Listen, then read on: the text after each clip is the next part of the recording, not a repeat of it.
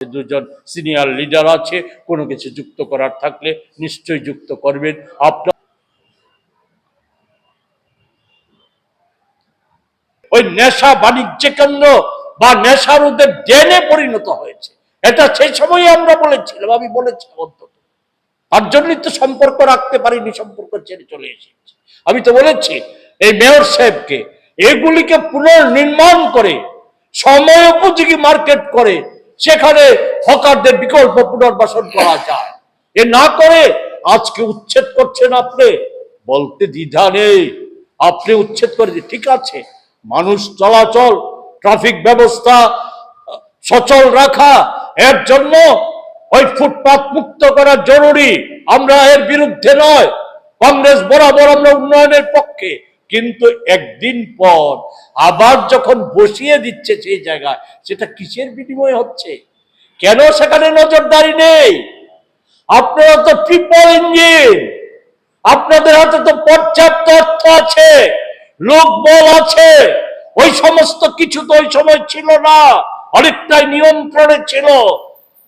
হকাররা প্রয়োজনে তো দেখিয়ে দিয়েছে, রাজ্য সরকার 1 পয়সা সহায়তা করেনি, মিউনিসিপ্যালিটি 1 পয়সা সহায়তা করেনি, নিজেদের টাকায় ওই জমি উদ্ধার করে ওই হকার্স মার্কেট তৈরি বা হকার্স কর্নারের দ্বিতল তৈরি, এইভাবে আরো কিছু করা যায় এই প্রচলিত অবস্থার মধ্যে দাঁড়িয়ে।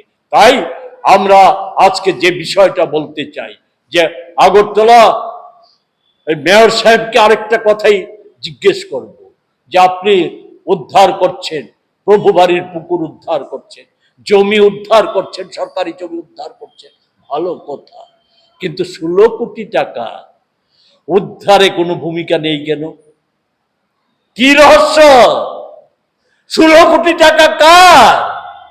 এ তো জনগণের করের টাকা, এ তো আপনার অফিস থেকে লুপাট হয়েছে, ব্যাংকের মাধ্যমেই হোক, যেভাবেই হোক, নাগপুরেই যাক আর গুজরাটেই যাক, কেন উদ্ধারে ভূমিকা নেই? Vigilance, special branch, crime branch, এই সব তো আপনাদেরই, তারপরেও নেই কেন? বলে সেই জায়গায় দাঁড়িয়ে পলিউশন বলুন, আজকে ভয়ঙ্কর সমস্যা, আপনারা নিজেরা বলছেন, মুখ্যমন্ত্রী বলছে কোটি কোটি টাকা বেশ স্মার্ট সিটি করেছেন, এখন বলছেন না স্মার্ট সিটি না, এটাকে আমরা মাস্টার প্ল্যান করে আগরতলা শহরকে উন্নয়ন করব। এই টাকা ব্যয় করার কারণটা কি? কেন এই অপচয় করা হলো? কেন সুসংহত পরিকল্পনা গ্রহণ করা হয়নি? এই প্রশ্নগুলির জবাব যেমন আজকে হোক কালকে হোক আপনাকে দিতে হবে, সে জবাব আমরা আশা করব। আমরা এটাও আশা করব আপনি বসুন আমাদের সাথে, আমরা তো চিঠি দিয়ে আপনার সাক্ষাৎ পাই না, আপনার অফিসারের সাক্ষাৎ পাই না, আপনি বসুন।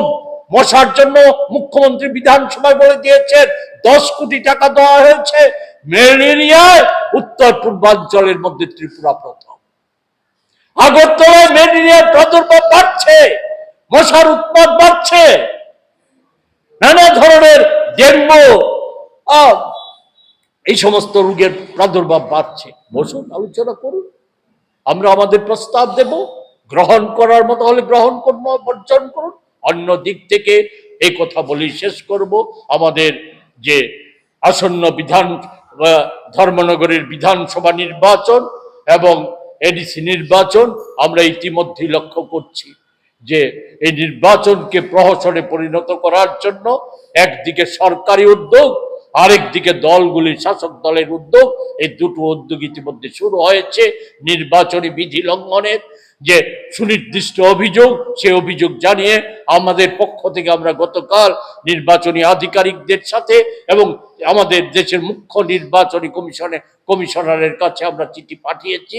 আমরা প্রশাসনের কাছে দাবি করব, আশা রাখব এই নির্বাচনটা অন্তত পক্ষে, এই নির্বাচনে মানুষ যাতে নির্বিঘ্নে তাদের ভোটাধিকার প্রয়োগ করতে পারে, মত প্রয়োগ করতে পারে, তা সুনিশ্চিত করার জন্য ধর্মনগরে এডিসিতে আমরা বলবো যে যারা দীর্ঘদিন এডিসির ক্ষমতায় থেকে শ্রীমতী গান্ধীর স্বপ্নের যে এডিসি, জাতীয় কংগ্রেসের স্বপ্ন, যেটা আমাদের দেশের প্রান্তিক অংশের উপজাতি সহ সকল অংশের মানুষের উন্নয়ন, ত্রিপুরার সার্বিক উন্নয়ন, আমাদের ডক্টর মনমোহন সিংজির যে পরিকল্পনা, অধিকারগুলি প্রতিষ্ঠিত করা, সেই অধিকারগুলি আমাদের যে শিক্ষা, স্বাস্থ্য সহ এডিসির স্বাস্থ্য ব্যবস্থা তুলে দিতে চাইছে সরকার, যেখানে ব্যর্থ স্বাস্থ্য ব্যবস্থা পরিচালনা করার জন্য